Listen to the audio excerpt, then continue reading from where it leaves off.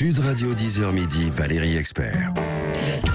Avec vous sur Sud Radio, aujourd'hui c'est la journée mondiale de prévention du suicide. La France est très en retard sur le sujet. 10 000 personnes se donnent la mort chaque année. 120 000 personnes tentent de se suicider. On va en parler aujourd'hui. Pourquoi autant de retard en France? On en parle avec Jean-Claude Delgen. Bonjour. Bonjour. On vous connaît bien sur Sud Radio, président du cabinet Technologia. Et Michel Debout, bonjour. Vous êtes psychiatre émérite de médecine légale. Vous êtes psychiatre, professeur émérite de médecine légale et droit de la santé et membre de l'Observatoire national du suicide. Jean-Claude Delgen, je précise que vous êtes co-auteur du livre aux éditions Le Cavalier Bleu, Le suicide, un cri silencieux. Ça fait de nombreuses années que vous alertez, et l'un et l'autre, sur ce sujet. Jean-Claude Delgen. Oui, sur le suicide, vous dites donc que la France est très en retard. À quel niveau et pourquoi ?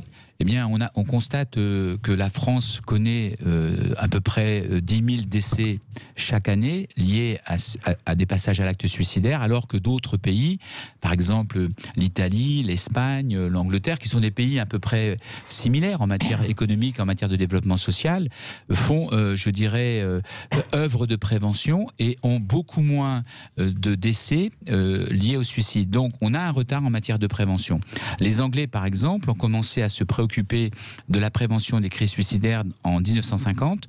Nous, on a commencé en fait en l'an 2000, c'est-à-dire 50 ans après, sous le gouvernement Jospin, à réfléchir à ces questions-là. Donc on a beaucoup de retard. Alors on va revenir évidemment sur les causes, les raisons qui sont souvent multiples, mais peut-être sur la prévention. On a du mal à imaginer qu'une campagne de prévention puisse empêcher quelqu'un de se suicider, docteur. Ça dépend du contenu de la campagne. Oui. S'il s'agit de parler des suicides spectaculaires, et malheureusement, ils le sont parfois, évidemment, ça n'aura aucun effet de prévention. Mais si, au contraire, on parle de la prévention au quotidien, la prévention en proximité. Vous savez, c'est quand même, vous l'avez dit, la journée mondiale de prévention du suicide. Pas un mot de la Direction générale de la santé. Et la Direction générale de la santé, c'est un verrou qui est nocif, je le dis, qui est nocif à la santé de la population. Il faut savoir que la DGS, il y a plus de 30 ans, s'était opposée, je dis bien opposée, à l'organisation des premières journées nationales de prévention du suicide. Ensuite, elle s'est opposée à la création de l'Observatoire national du suicide dont vous venez de parler.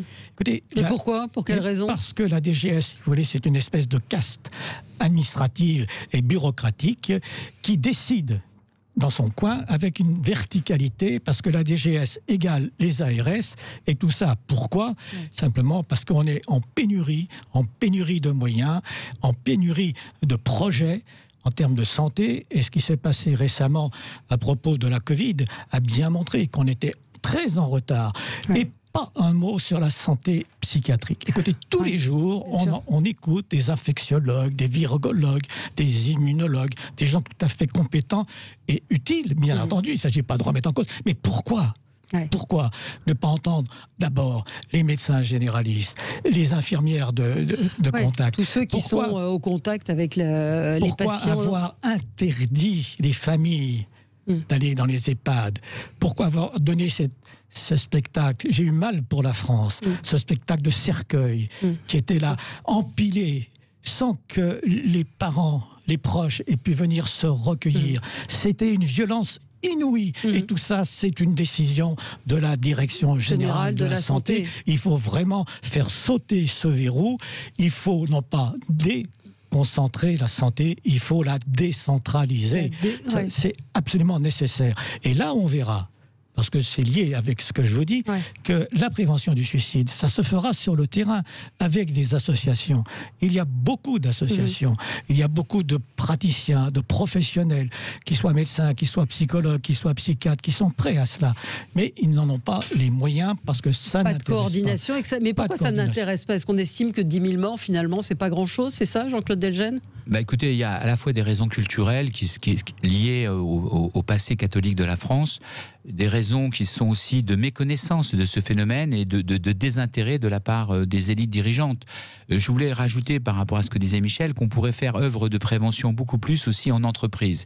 Oui. Nous, on constate actuellement avec justement la crise économique, la crise sanitaire et le désastre social qui survient, avec les 50 000 défaillances en plus que nous aurons cette année, les 1 million de chômeurs en plus, on constate une remontée mais très forte des crises suicidaires en entreprise. Or, chaque employeur, chaque dirigeant devrait se préparer en relation avec les partenaires sociaux, les représentants au niveau des CSE. Chacun devrait se préparer à ce qu'il y ait une crise suicidaire. C'est pas de savoir s'il y en aura ou pas, c'est de savoir qu'est-ce qu'on fait parce qu'il y en aura. Il y a une situation aujourd'hui qui est assez difficile à vivre, mais les gens ne se préparent pas à cette situation. Donc il est absolument nécessaire de prévenir, de réfléchir, de préparer les esprits pour ne pas amplifier le mal quand éventuellement la crise survient. Et c'est parce qu'on va préparer cela qu'on va éviter éventuellement des crises. En sensibilisant, en faisant preuve d'attention, en montrant aux gens qui sont en difficulté qu'ils ne partiraient pas dans l'indifférence générale. C'est très important.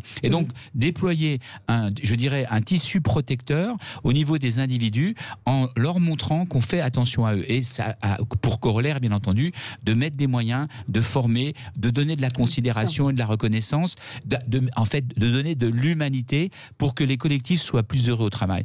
Moi, je crois beaucoup aux collectifs de travail, mais il faut vraiment retravailler ces questions-là et il faut vraiment se coltiner ça parce que quand un drame survient dans une entreprise, moi j'ai eu à traiter les suicides à France Télécom Orange, au Technocentre Renault, à la Poste, etc. Les noms des sociétés Renault, France Télécom, Peugeot, BNP Paribas, IBM, HSBC, La Poste, EDF, Sodexo, la police, il y en a dans tous les secteurs. Voilà, nous on a travaillé, on a traité depuis 97 près de 154 crises suicidaires. Bon, eh bien à chaque fois c'est un chaos indescriptible et ce chaos peut entraîner y compris d'autres passages à l'acte. Donc l'entreprise, du fait de la centralité du travail, elle doit pouvoir prévenir en mettant en place un dialogue social riche avec les partenaires sociaux, en mobilisant la santé au travail. C'est pas suffisant, mais c'est un point d'appui considérable. Vous faites le lien avec l'entreprise, c'est un phénomène, en préparant, je ne sais pas, peut-être que vous pouvez confirmer, docteur, c'est-à-dire que c'est relativement récent ou pas ?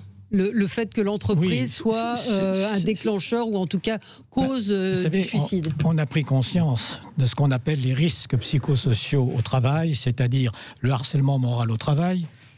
Jean-Claude évoquait la situation de France Télécom.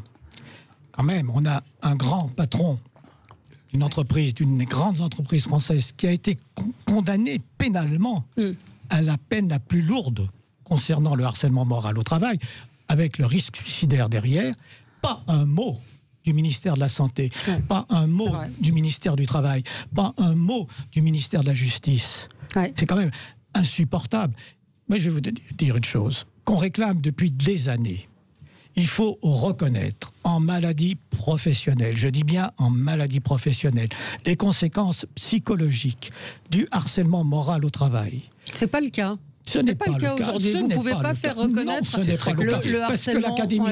Parce que l'Académie de médecine, paraît-il, a dit qu'on ne pouvait pas faire un tableau de maladie professionnelle à propos du burn-out et à propos du harcèlement moral au travail. Eh bien, je les mets au défi. Si on peut le faire, si on en a la volonté politique et sociale, si les partenaires se mettent en route pour ça. Et puis, et Jean-Claude l'a évoqué aussi, le chômage, les chômeurs, la santé des chômeurs. Écoutez, ça fait 5 ans. J'ai publié un ouvrage qui s'appelait « Le traumatisme du chômage » avec comme sous-titre « Alerte sur la santé de 5 millions de personnes ». Bien sûr. 5 ans. Il y a l'association Solidarité Nouvelle contre le chômage, qui est une association remarquable, qui fait un effort de proximité avec les chômeurs pour les aider à sortir du chômage.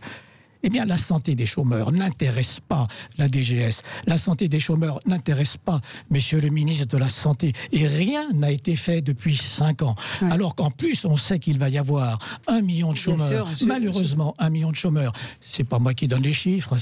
Les chiffres, vous les donnez. Ouais. Et tous les dirigeants les donnent.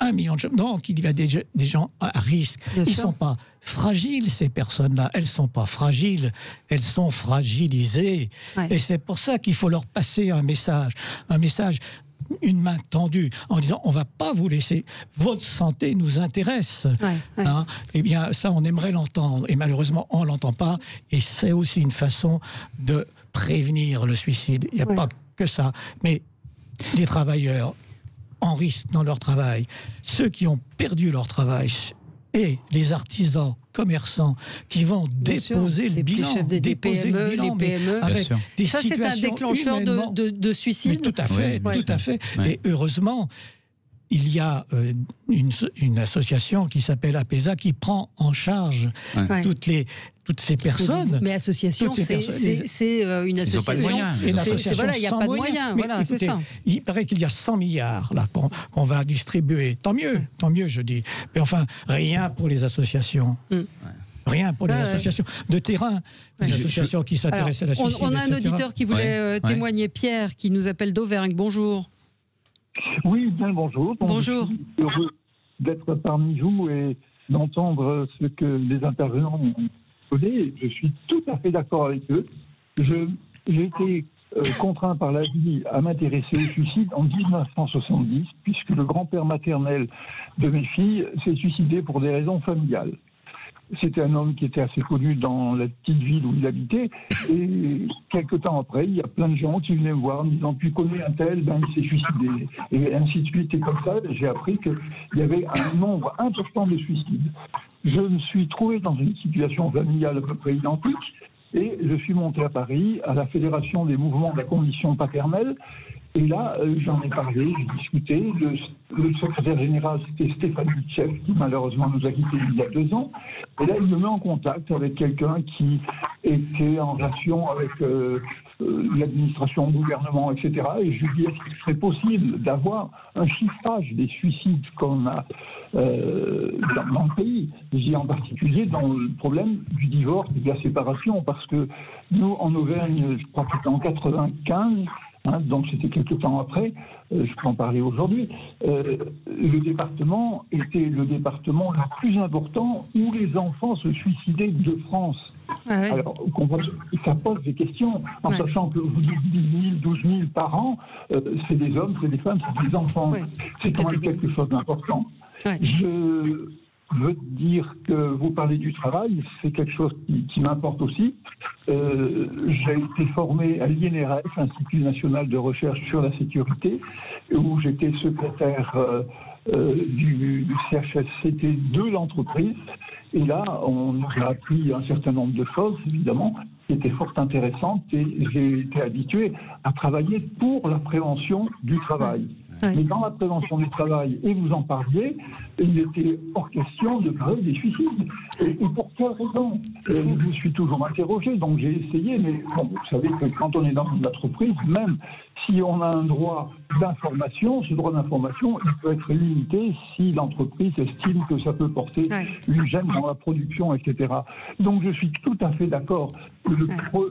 Peut-être pas le premier lieu, mais un des lieux importants où il serait possible d'intervenir grâce au CHSCT, me semble-t-il, de pouvoir parler de cet état de situation. Mais sauf je que suis un peu long. Non, mais ce que vous dites est tout à fait intéressant et va dans le sens de ce que dit Jean-Claude Delchenne, ce que vous racontez, vous aussi, docteur, sur le peu d'intérêt, même en entreprise, malgré, on voit dans la police, il y a pratiquement plus de 400 suicides depuis le début de l'année. Non, pas autant. Autant. Non, c'est chez les agriculteurs. Oui, chez les agriculteurs, mais dans la police aussi, je crois qu'il y en a un par semaine. Il y en a à peu près 50 par année au niveau de la police, mais c'est plus les tentatives de suicide. En revanche, chez les agriculteurs, vous avez un suicide par jour. Mais pour reprendre ce que disait l'auditeur, pour comprendre le malaise, on a à peu près 120 000 tentatives de suicide auxquelles il faut rajouter 10 000 décès. Ok, bon. Donc 130 000 personnes qui sont concernées directement. On considère qu'à peu près les personnes suicidées et les suicidaires, les suicidantes, sont en contact avec à peu près 25 personnes quotidiennement. Donc ça veut dire en clair, si on réfléchit bien, si on multiplie 130 000 par 25, que vous avez globalement entre 3 et 4 millions de personnes qui sont touchées directement chaque année par le phénomène suicidaire. Et on ne fait rien. Et après, on va expliquer que les Français sont en fait pessimistes, ne croient pas à l'avenir, etc. Alors qu'on ne fait rien. Et on pourrait alors justement, agir. Par exemple, au niveau du travail, on pourrait vraiment faire beaucoup plus. Le travail est central dans nos existences aujourd'hui. Parce que c'est le seul lien de sociabilité qui reste. Les idéologies ont disparu, la famille, elle s'est restreinte. Bon, vous voyez, donc le travail, on pourrait faire beaucoup plus qu'on ne fait. Et là, c'est aujourd'hui, bien sûr, les entreprises qui sont en première ligne et les employeurs, les dirigeants, avec les représentants du personnel au CSE, doivent, y compris, comprendre qu'il y a des choses à faire et que ces choses, elles ne sont pas morbides. Elles sont dans la prévention, justement, pour éviter les crises suicidaires. Est-ce qu'on s'en rend compte? Il faut une volonté politique aussi. Oui, il faut une volonté politique, mais peut-être plus sur le suicide en lui-même. C'est-à-dire, est-ce qu'on peut repérer un individu, une personne suicidaire? Est-ce qu'il y a des signes? Quel est le processus? Votre auditeur a évoqué les séparations de couple. Oui.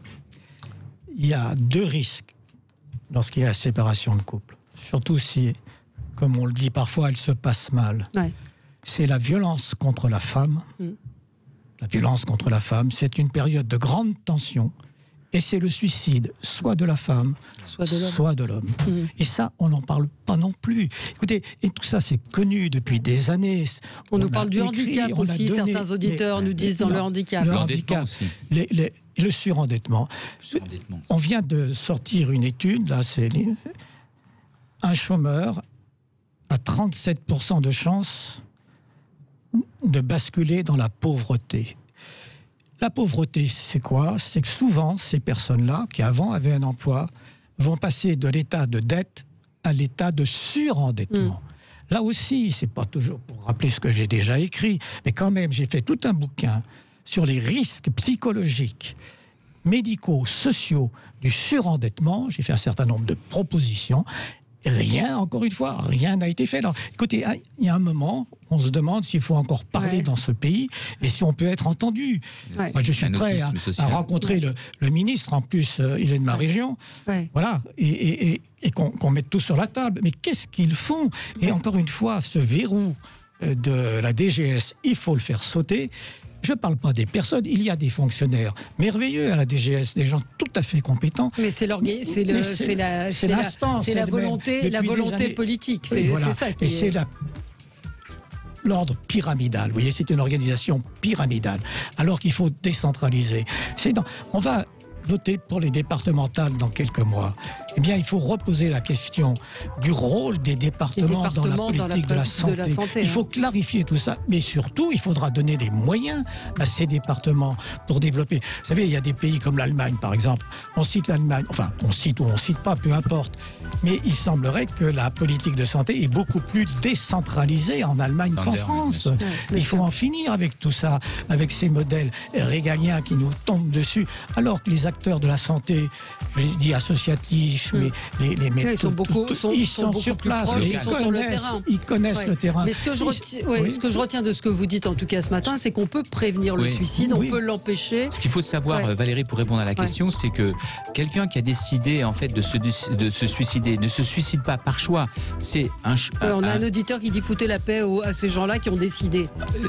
Ce qu'il faut comprendre, c'est que les gens se suicident par non-choix, parce qu'ils n'ont pas d'autre alternative pour faire céder la souffrance, pour affronter les problèmes qu'ils ont. Et donc, quand vous parlez à des gens qui sont en grande difficulté, qui sont dans le scénario suicidaire ultime, c'est-à-dire celui, je dirais, de la fin, presque à la bascule, eh bien, le fait de leur parler, vous pouvez très simplement éviter qu'ils ne passent à l'acte. Vous voyez, par exemple, en Californie, il y a eu, je vous donne un exemple très rapidement, une jeune femme qui voulait se suicider n'est pas passée à l'acte. Elle a vu que près de chez elle, il y avait un pont. Sur ce pont, il y avait beaucoup de gens qui se donnaient la mort. Elle y est allée régulièrement. Elle mettait des post-it en disant « Ne vous donnez pas la mort, appelez-moi avant ». Elle donnait des messages d'humanité, d'attention, de bienveillance. Eh bien, après, il y a eu toute une campagne. Pourquoi? Sur Internet, sur YouTube les gens qui avaient évité de se donner la mort, remercier cette jeune fille parce qu'ils n'étaient pas passés à l'acte. Vous voyez, donc c'est ce qu'il faut comprendre. Si on fait preuve de bienveillance, s'il y a une volonté dans les entreprises et s'il y a, comme le dit Michel, une volonté politique, on peut très simplement diminuer par 2 le nombre de décès en quelques années. Ce qui n'est pas rien. Mais bien sûr. Et tout ça est connu. Mais il faut impliquer tout le monde. C'est ça qui est fou. C'est quand même incroyable. C'est connu. Voilà. Je rappelle votre livre Le suicide, un cri silencieux aux éditions Cavalier Bleu. Ça veut bien dire ce que ça veut dire, le cri silencieux. C'est qu'il y a un cri, un livre appel commun. au secours. Oui. Absolument, que vous avez coécrit, Dr Michel Debout et Jean-Claude Delgen, pour évoquer cette journée de prévention du suicide dont personne n'a parlé dans les médias ce matin. Absolument. Merci Valérie. Ça devrait être tous les jours, la journée de prévention du suicide. Absolument. Merci à tous les deux. On se retrouve dans un instant avec vous pour commenter l'actualité.